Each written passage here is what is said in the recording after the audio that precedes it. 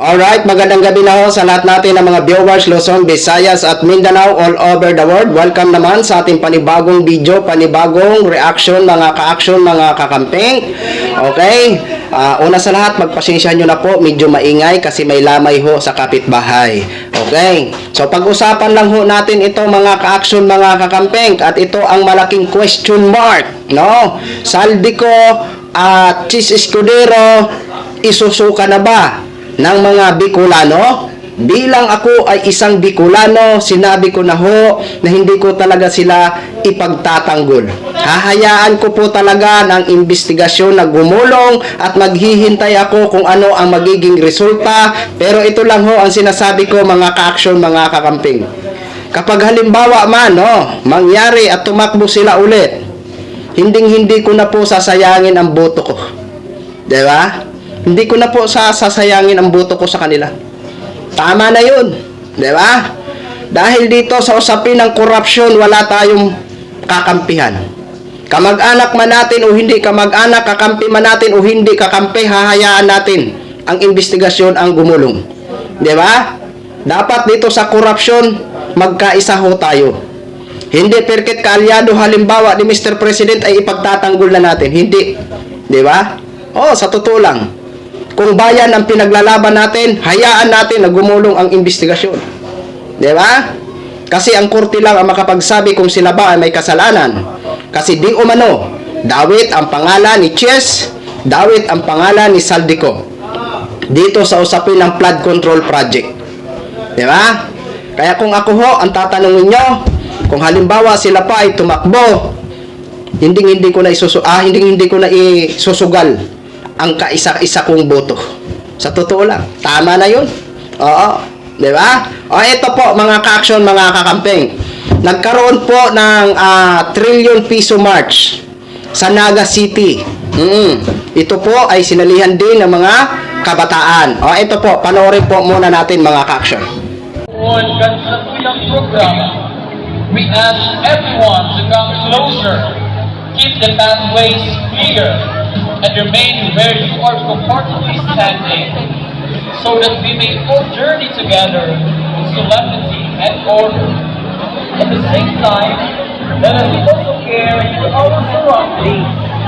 Please, not Alright. Ay God. Sabi, adination ko ayaw.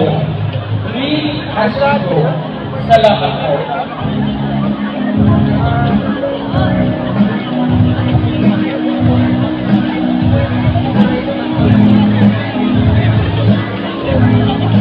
Leo, naturakan ko na.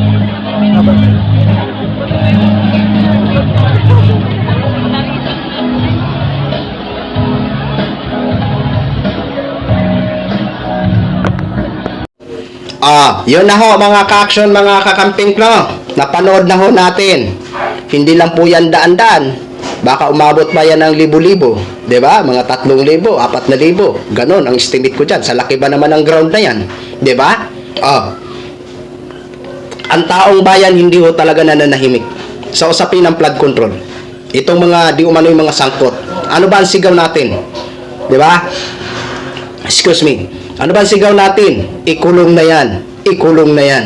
Diba? Sa Bulacan. Nagpo-protesta din ang Bulacan. Diba? Ang iba pang mga kalugaran. Halos araw-araw may nakikita ho tayo na nagpo-protesta regarding dito sa kontra korupsyon. Diba?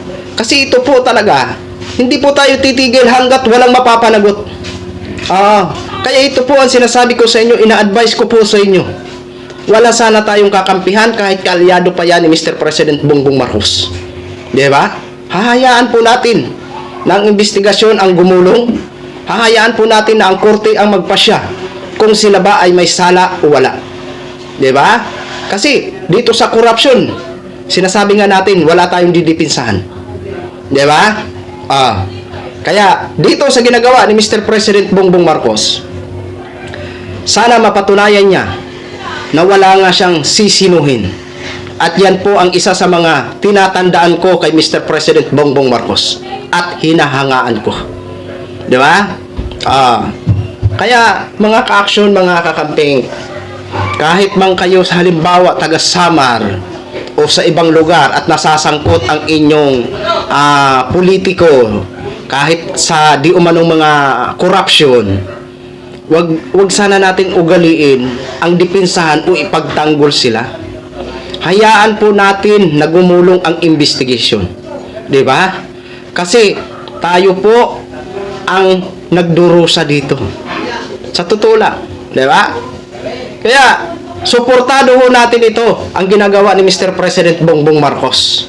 'Di ba? Dito sa pagpapaimbestiga niya, malawak ang pagpapaimbestiga niya dito sa corruption na ito. 'Di ba? So yun lang ho mga ka-action, share ko lang ho sa inyo yan.